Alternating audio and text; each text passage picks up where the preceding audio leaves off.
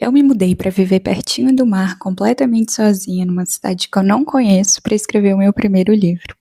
E antes que você me pergunte, sim, eu queria isso há muito tempo. Pelo menos eu achava. Bem-vinda à minha vida, ou ao meu próximo livro. Oi, eu sou a Ana Mir, sou escritora. E eu escrevo histórias. Eu invento histórias desde que eu me lembro por gente. E agora, pela primeira vez, eu tô vivendo uma.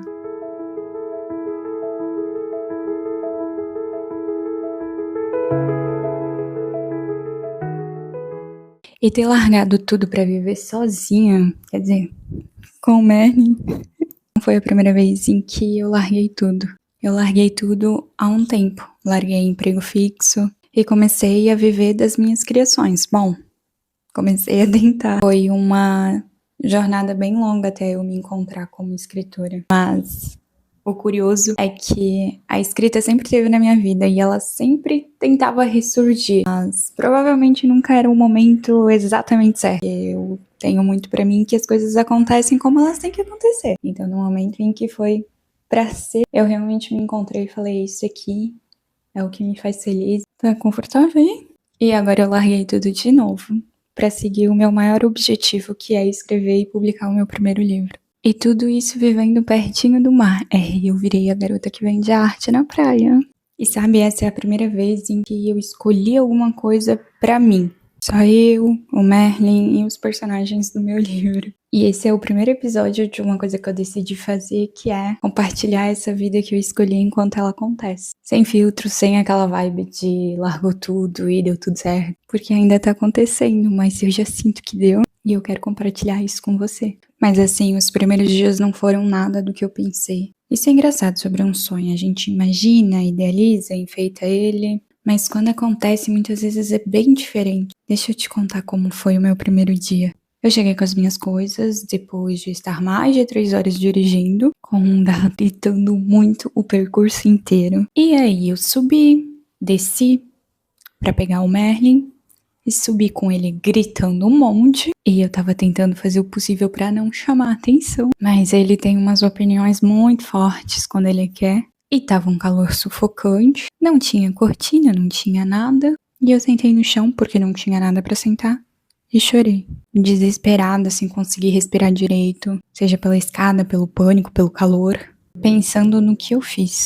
E o Merlin ficava me olhando em pânico, como se ele dissesse, mãe, o que a gente tá fazendo aqui? Por que você me raptou pra esse lugar? Cadê o meu amiguinho Bob? E eu me perguntava exatamente isso. O que eu tava fazendo ali? Acho que a maioria não conta sobre isso. E realizar um sonho também pode doer. E não ser tão bonito quanto era na imaginação. E pra você entender por que eu queria tanto isso, eu vou ter que voltar um pouquinho. Eu descobri que eu queria escrever, criar, viver das minhas ideias, de histórias, de tudo que passa pela minha cabeça, e olha que passa muita coisa. E eu tinha muita vontade. O problema é que eu vivia dentro das histórias dos outros. Tinha muito barulho. Não era um barulho necessariamente ruim, só era a vida dos outros acontecendo. A rotina dos outros, o ritmo dos outros, os problemas que não eram meus, mas de alguma forma eu sempre acabava dentro. E eu sempre tava na história dos outros, ajudando todos. E eu tentava criar no meio disso. Tentava escrever, tentava construir alguma coisa, mas eu ficava com aquela sensação de nadar contra a corrente o tempo inteiro.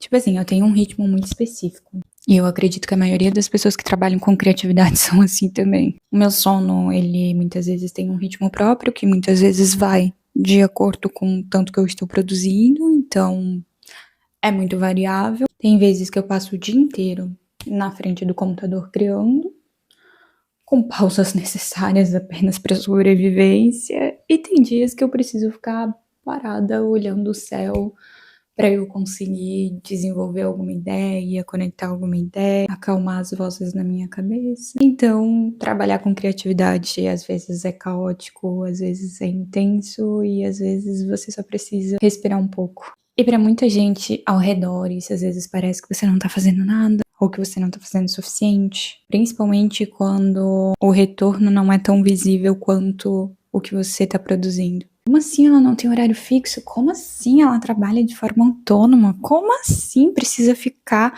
se inspirando? Como que ela fica deitada na rede olhando pro céu? Isso às vezes pega, você começa a se associar ao que as pessoas estão dizendo, sabe? Enquanto a minha mente tava gritando, tentando dar conta de tudo. E quando você passa tempo demais num ambiente que não entende o que você faz, não acompanha os seus sonhos, você tem a tendência a começar a acreditar no que eles te falam repetidamente, no que eles veem em você e no que eles acreditam de você.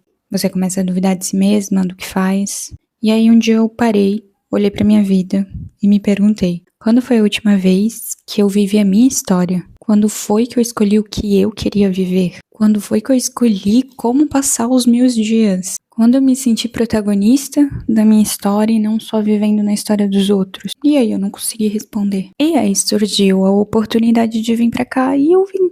Eu vim com muita dor no coração. Eu tava muito apegada à vida que eu tinha até então. Eu só tinha vivido lá e todas as pessoas que eu amo e conheço estão lá, então foi muito difícil soltar deles, principalmente do meu pai. Deixar ele foi a parte mais difícil. E sabe uma coisa curiosa disso? Eu escrevi isso há muito tempo.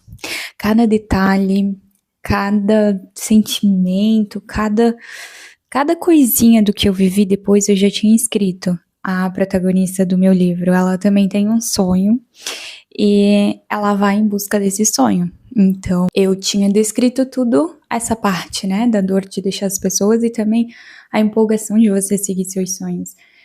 E aí, quando eu vivi e depois, né, de passar por isso, eu fui reler e eu fiquei chocada com cada detalhe que eu tinha descrito. Claro que a gente pesquisa, escritores pesquisam e, enfim, a gente, né, entra no personagem, na situação, só que é muito surreal quando você escreve antes e você vive depois e você vê que tudo bateu certinho. Então, isso é um presente para quem escreve poder sentir isso, sabe? E até tem uma cena em que a protagonista desaba se despedindo do pai. Ai, gente, a vida imita a arte ou a arte imita a vida? E tem mais uma coisa que eu achei curioso. Quando eu vim visitar aqui, antes de me mudar, foi um caos. O carro estragou, o lugar que a gente tinha alugado simplesmente cancelou, a gente estava com o carro estragado, a oficina não sabia o problema que tinha no carro, não conseguiam resolver. E aí a nossa hospedagem disse que estava sem luz e precisou cancelar. Pensa o desespero, né? Então, tirando esse caos e tirando que o carro precisava fazer um ritual toda vez para ele andar 15 minutos depois ele parar. Ai, gente, pensa, longe da cidade, longe do meu mecânico, tendo que resolver esses BOs. Mas, enfim, chegando aqui, a gente se encantou muito, porque a gente tava com o carro estragado, então a gente tava precisando parar a cada canto que a gente chegava, e muitas dessas vezes a gente precisava pedir ajuda, né, pra conseguir resolver e mexer nele ali.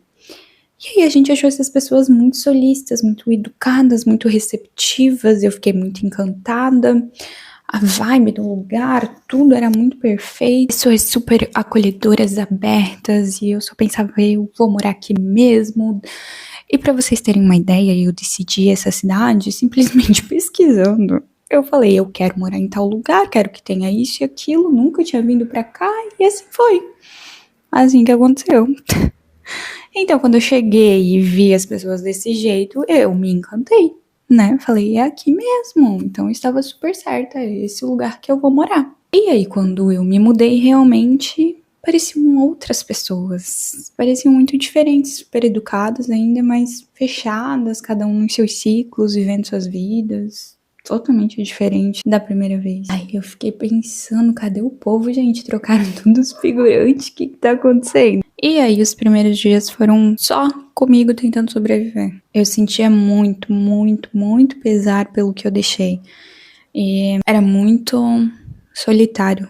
E era o que eu queria, né? Eu queria viver sozinha, queria a minha independência, não ter ninguém atrapalhando os meus processos criativos, escrever o meu livro.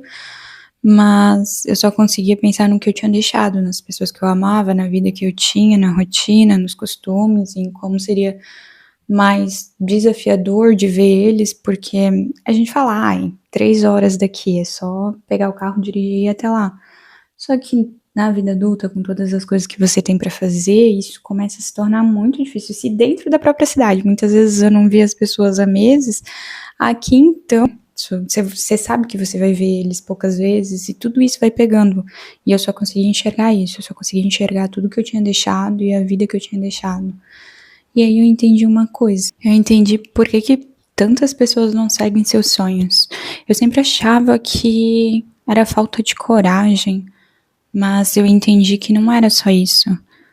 É a dor por tudo que você deixa. Porque sempre que você vai escolher uma coisa, você vai deixar outra pra trás. E seguir um sonho, pelo menos muito dos sonhos precisam que você deixe a sua vida antiga pra trás. E quando você também ama ela, é muito doloroso. Uma coisa que eu quero pra minha vida é viver em muitos lugares. Eu quero conhecer muitos lugares, viver em muitos lugares do mundo inteiro. E eu sei que pra eu me preparar pra essa vida, eu preciso fazer muita coisa ainda. E esse foi só o primeiro passo. Mas mesmo assim, tipo assim, sabendo que esse é um dos meus maiores objetivos de vida, ainda assim eu só conseguia desejar não ter feito isso, de tanto que doía. Mas eu sabia que eu jamais voltaria atrás, eu enfrentaria e seguiria. Mas tudo em mim gritava pra não fazer isso. E aí eu me segurei muito no mar, eu ia todos os dias ver o mar, mas eu não entrava. Eu passei 4 dias inteiros só indo ver o mar, sem entrar nele. Eu ficava indo, olhando, sentindo o vento, escutando as ondas quebrarem. E aí, num desses dias em que eu fui, eu conheci uma mulher. Eu tava sentada na grama e ela deitou na grama. Coisa que eu tava um tempão refletindo se eu deitava ou não deitava. Será que tava ok pra deitar? Será que não era perigoso? Olha, a minha cabeça ela é muito boa pra pensar bastante, assim, isso é muito bom pra escrever um livro, mas às vezes ela cansa. E aí quando eu vi, eu fiquei assim, encantada pela liberdade, sabe? Como ela tá tão à vontade com ela mesma e com a vida. E aí quando a gente trocou umas palavras, ela falou que ela preferia fazer as coisas sozinha, que preferia a sua companhia muitas vezes do que ficar refém de companhia dos outros ou de decisões dos outros quando sai. E eu fiquei pensando que era isso mesmo que eu queria. Eu queria estar tão à vontade comigo mesma e com a minha companhia que eu preferisse fazer as coisas só comigo. E eu provavelmente nunca vou ver ela de novo, mas ela mudou uma coisa dentro de mim, sabe? De ver que isso é possível, de que é possível você estar tão bem e à vontade com você e com a sua própria companhia que você sempre vai se escolher. E aí no 4º dia eu entrei no mar, tava de manhã. E praia é uma coisa muito louca, não importa se tá 40 graus, se você chegar na praia e ter vento, você vai passar frio. E era de manhã, tava ventando bastante e eu só pensava, eu vou entrar no mar. E ainda tava com muito receio, porque eu não sei nadar ainda. E sempre escutei muito de, né, você ter respeito, você ter cuidado pra entrar no mar. E aí eu não vi ninguém entrando no mar. E eu fiquei, meu Deus, e se tem alguma coisa, uma correnteza e não sei.